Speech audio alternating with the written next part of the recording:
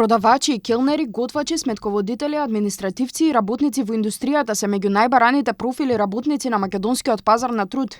Иако најмногу недостасуваат работници во угостителскиот сектор, сепак работодавачите велат дека во моментов скоро и да нема професија која не се бара на пазарот. Ако изминатите години секој второглас беше наменет за работници во IT секторот, сега побарување има за електричари, бравари, работници во машинска индустрија и занаетчии.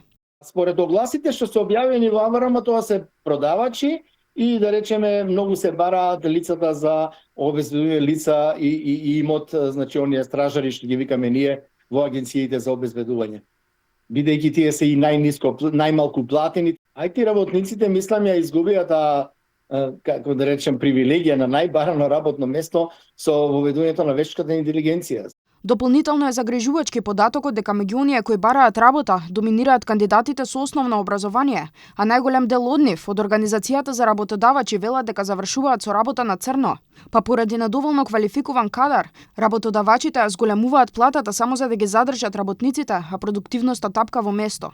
Факт е дека ево и бројките со просечната плата покажуваат дека поради недостиг на работници реалната плата расте многу повеќе него продуктивноста во државата.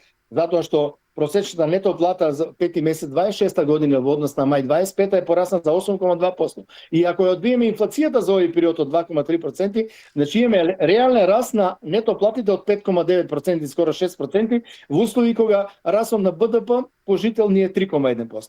Според статистиките, во Македонија над 129.000 се водат како невработени, од кои 88.500 активно бараат работа, а околу 41.000 се пасивни кандидати. Работодавачите велат дека бројката би требало да биде значително помала, бидејќи во првите 3 месеци од 2026 околу 94.000 работеле во неформалната економија.